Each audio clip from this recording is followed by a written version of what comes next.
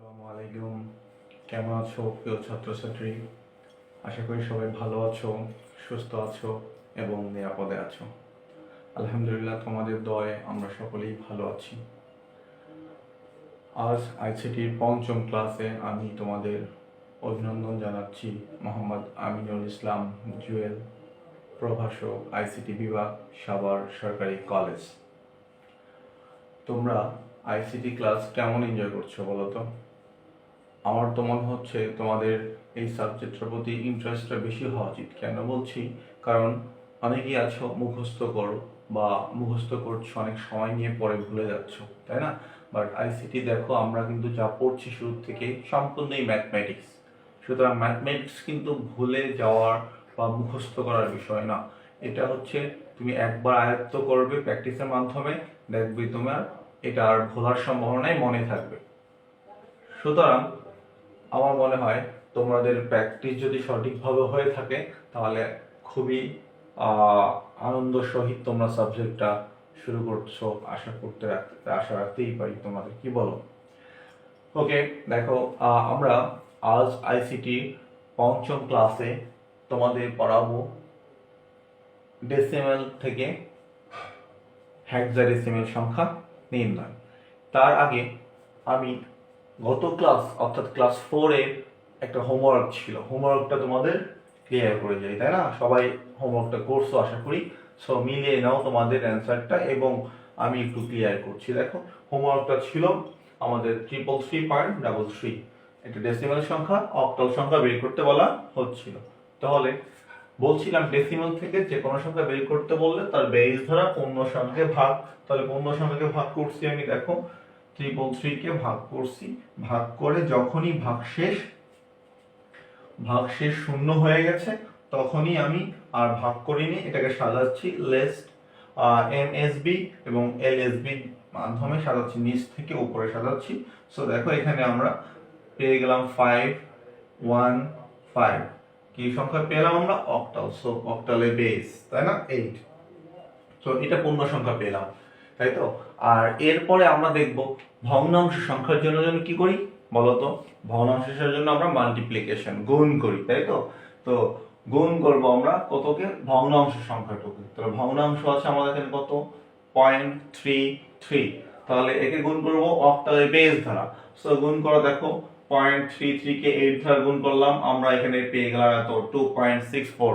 এখানে পূর্ণ সংখ্যা পেয়ে গেছি আমরা। প্রথমেই পূর্ণ সংখ্যা পেলে গুণ স্টপ করতে পারি, কিন্তু আমরা তাহলে কি হতো, এই দশমিকের পর একটা ঘর পেতাম। আমি দশমিকের পর একাধিক ঘরের জন্য আমি আবার গুণ করছি, তবে সেকেন্ড টাইম গুণ করার জন্য আমরা শুধু দশমিক অংশটা নিব, অর্থাৎ 0.64 কে 8 দ্বারা গুণ করছি, আবার পূর্ণ সংখ্যা পাচ্ছি।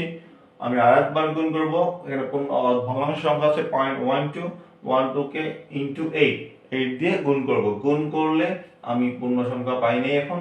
এনিওয়ে, আমি আগেই পূর্ণ সংখ্যা পেয়ে গেছি, আমি স্টপ করলাম 3বার গুণ করে। এখন আমি সাজাবো, এটা সাজাবো উপর থেকে নিচে।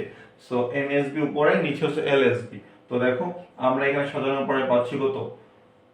এটা যদি দশমিক পয়েন্ট দিয়ে শুরু করলাম, 0.250, তাই না? এইভাবে সাজাচ্ছি, পূর্ণ সংখ্যাগুলোকে আমরা নিব।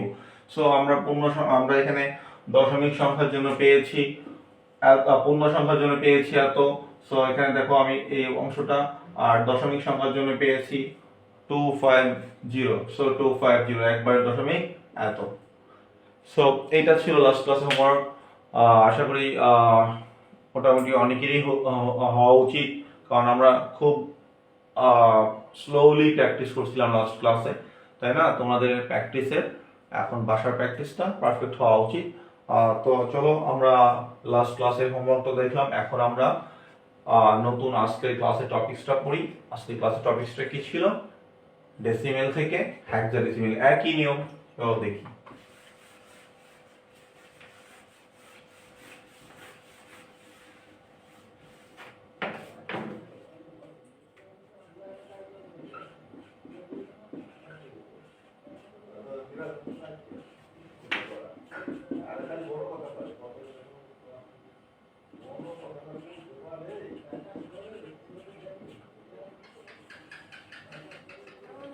আচ্ছা, ডেসিমেল থেকে হেক্সাডেসিমেল নিয়ম কিন্তু সেই একটাই, মনে আছে তো তোমাদের?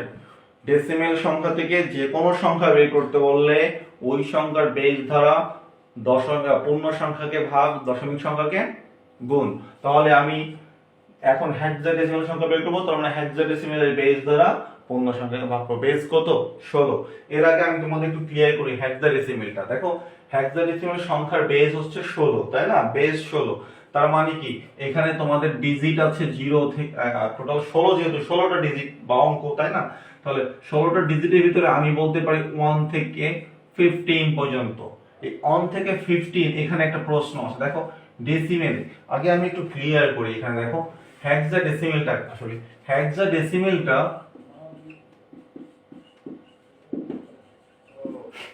দেখো হেক্সাডেসিমালে এই হেক্সা একটা গ্রিক শব্দ, এই হেক্সা একটা গ্রিক শব্দ যার অর্থ হচ্ছে 6। তাহলে এই হেক্সা গ্রিক শব্দ 6 প্লাস আর ডেসিমেল থেকে কি পেলাম? 10। ডেসিমেল থেকে পেলাম 10, তাহলে যোগ করলে কত হলো?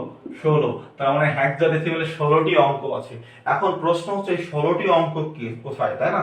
সো আমরা দেখি 16টি অঙ্ক। দেখো 16টি অঙ্ক ডেসিমেলের আমরা জানি 0 থেকে 9, এখানে 10টা আছে 0 থেকে 9, তাহলে এখানে 10টা ডেসিমেলের আর বাকি থাকে 6টা। এই 6টা কই পাবো আমরা? দেখো এই 9 এর পরে যেহেতু এই 16টা যাবে হচ্ছে 0 থেকে 15 পর্যন্ত, 15 পর্যন্ত, সো 9 পর্যন্ত গেছে, এরপরে আসবে কত?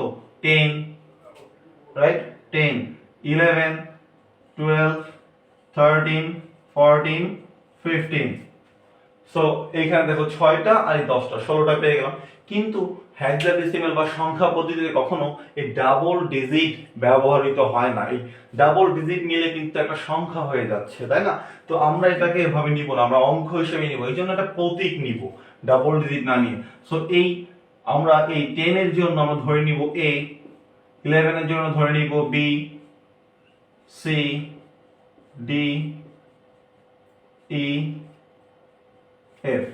এই হচ্ছে আমাদের হেক্সাডেসিমালের প্রতীকগুলো। দেখো প্রথমে 0 থেকে 9 পর্যন্ত 10টা, আর 9 এর পরে 10, 10 for a, 11 for b, 12 for c, 13 for d and 14 for e, 15 for f। এখন এই সিকোয়েন্সটা আমাদের একটু মনে রাখতে হবে। যদি এভাবে বলি আমি কখনো যে b এর জন্য কত ব্যবহার হচ্ছে, b এর জন্য 11, আমি আবার একই রকম যদি বলি আমি যে 11 এর জন্য কোন ডিজিট ব্যবহৃত হচ্ছে, কোন অ্যালফাবেট ব্যবহৃত হচ্ছে, b। আমি যদি বলি d এর জন্য কত ব্যবহৃত হচ্ছে, d এর জন্য 13, 13 এর জন্য কত ব্যবহার হচ্ছে, d। আমাদের কিন্তু দুইটা বোথ সাইডই মনে রাখতে হবে।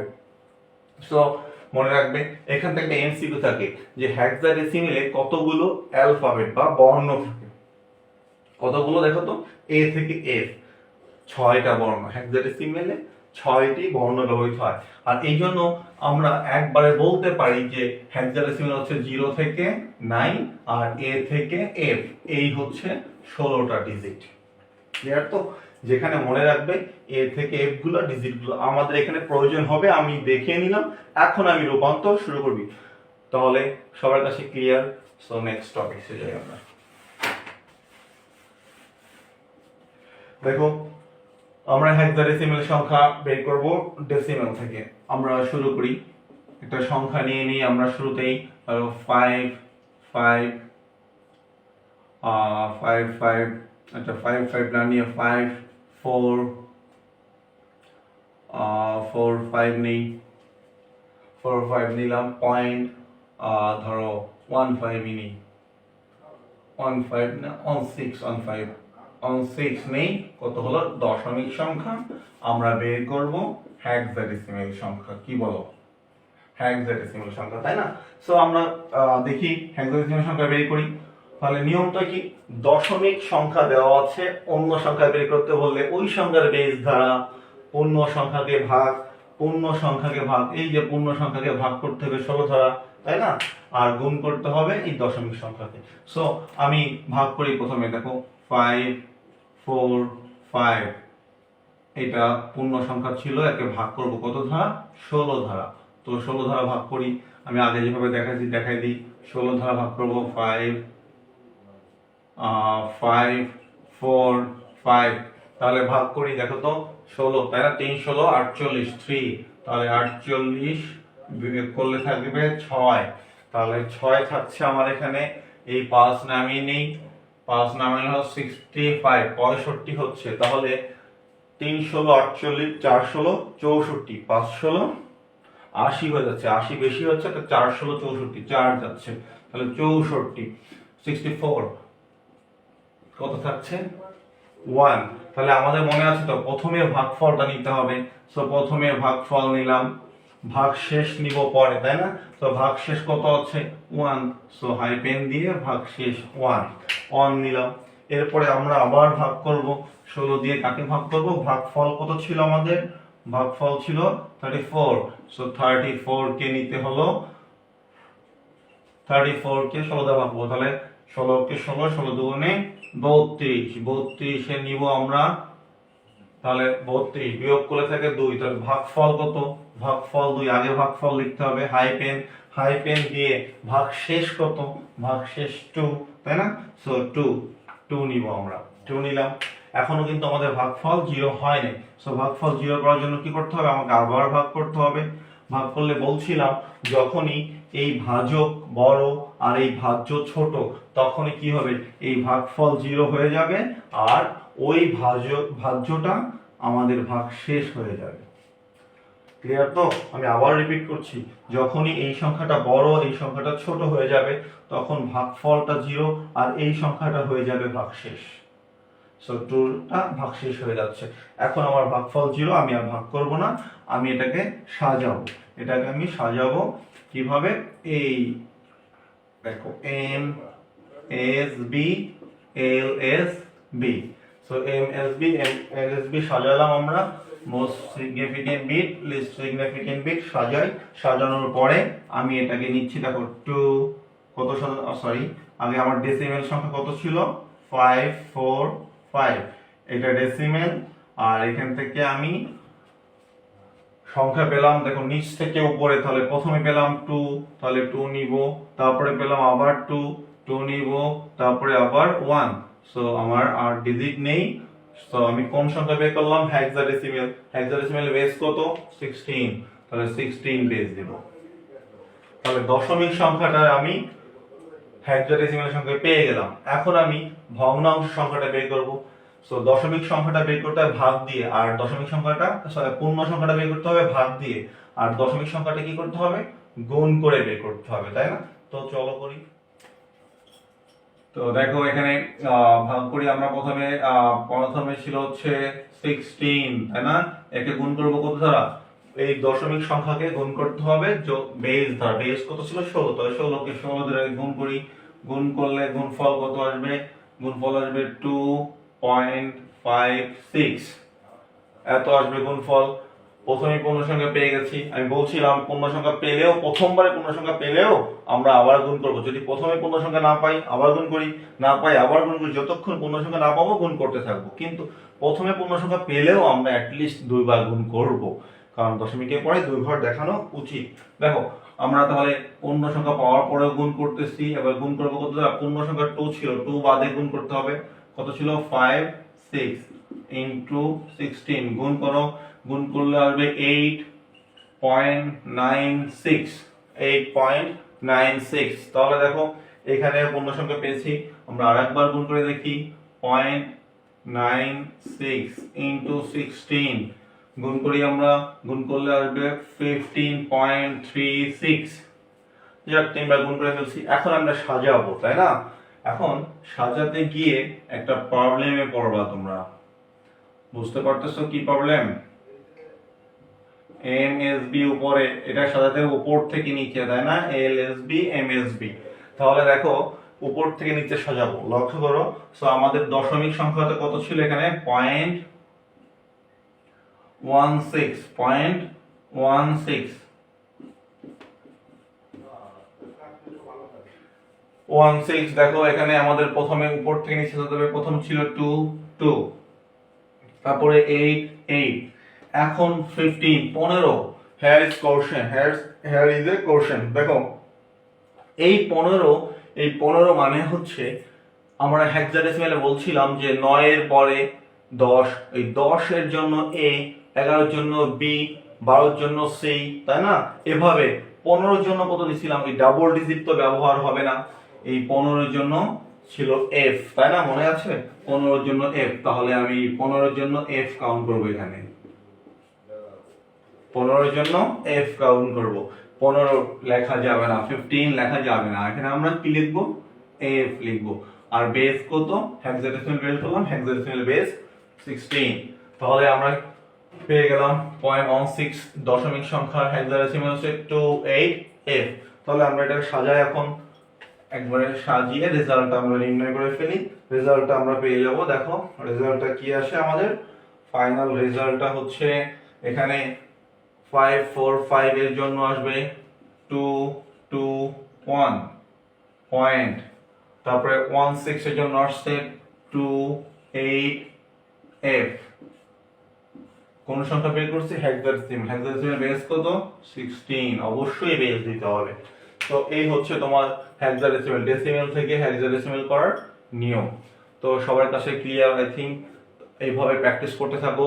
যারা এই সংখ্যাগুলো আর রূপান্তর পারবা, এর পরেগুলোও পারবা। আমরা আগেই বলেছিলাম যে প্রত্যেকটা ক্লাস সিকোয়েন্সলি কানেক্টেড, পর্যায়ক্রমিক ভাবে কানেক্টেড। একটা ক্লাস গ্যাপ দিবা, অন্য ক্লাস বুঝতে পারবে না। তোমরা নিজেরাই দেখো, তুমি যদি সংখ্যা পদ্ধতি রূপান্তরের প্রথম ক্লাসটা না করতাম, এই ক্লাসটা বুঝতা না, তাই না?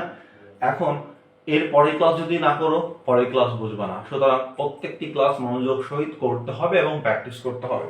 সো এটা থাকলো তোমাদের হেক্সাডেসিমাল। তাহলে আমার 3টি রূপান্তর পড়ানো কমপ্লিট ক্লাস।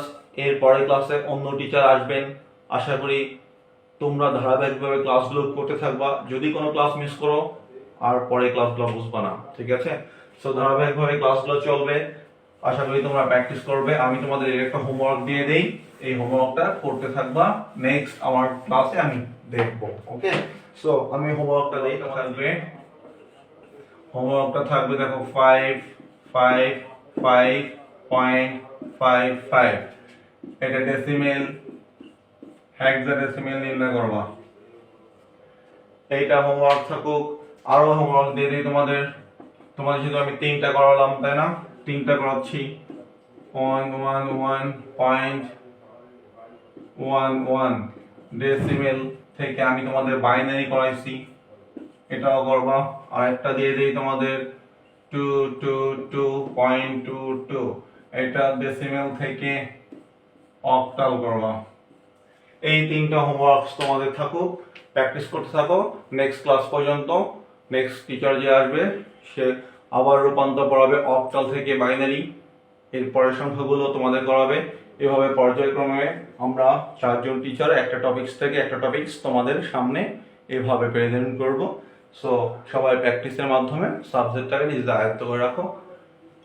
তো আল্লাহ হাফেজ। এই পর্যন্ত থাকুক আজকে ক্লাসটা। আর একটা কথা তোমাদের বলি, তোমরা এখন ইন্টারমিডিয়েট লেভেল, সময় খুব কম, অথচ তোমাদের অনেক বেশি চেঞ্জ লাইফে যে চেঞ্জটা হয় ইন্টারমিডিয়েট লেভেলে হয়। তো আশা করি তোমাদের এই চেঞ্জগুলো তোমরা খুব পজিটিভলি নিবা, অর্থাৎ চেঞ্জটা যেন পজিটিভলি হয়, নেগেটিভলি না হয়, ঠিক আছে? সবাই আমরা দুষ্ট সঙ্গ বা দুষ্ট যে চক্র থাকে এর থেকে দূরে থাকবো, তাই না? আর সবাই যারা ভালো চিন্তা করি, ভালো ফিউচারে চিন্তা করি, তারা সবাই একজন আরেকজনকে গ্রুপ ডিসকাশন করব, উৎসাহ দিব, তাই না? এইভাবে আমরা যদি কেউ পিছিয়ে পড়তে চায় তাকেও আমরা আগায় নিতে পারি। বন্ধুদের একটা দায়িত্ব আছে, তাই না? আর টিচারও তো আছেই। সুতরাং সবাই ভালো থাকবা। 2টা বিষয় সবাই, আমি তোমাদের একটু বলি যে 2টা ম তোমরা সবসময় অ্যাভয়েড করবা। 1 মতে মাদক, 2 মতে মিথ্যা। এই 2টা ম তোমরা সবসময় বর্জন করবা। মাদককে না বলো, মিথ্যাকে না বলো, ঠিক আছে? আর 2টা ম সবসময় তোমরা অ্যাকসেপ্ট করো, গ্রহণ করো। প্রথম ম, মা জননী, ভালোবাসো, শ্রদ্ধা করো। দ্বিতীয় ম, মাতৃভূমি, এর প্রতি কৃতজ্ঞতা বোধ থাকা উচিত। 30 লক্ষ শহীদের বিনিময়ে এই মাতৃভূমি পেয়েছি আমরা। সুতরাং এই 2টা ম, মাকে ভালোবাসবো, শ্রদ্ধা করব, মাতৃভূমিকে ভালোবাসবো, শ্রদ্ধা করব, তার প্রতি দায়িত্ব পালন করব। তোমাদের উজ্জ্বল ভবিষ্যৎ কামনা করছি। আর আজকের ক্লাসটা এই পর্যন্তই থাকুক। সবাই ভালো থাকবা, সুস্থ থাকবা, নিরাপদে থাকবা, আমার জন্য আমাদের জন্য দোয়া করবা। আল্লাহ হাফেজ। সালামু আলাইকুম।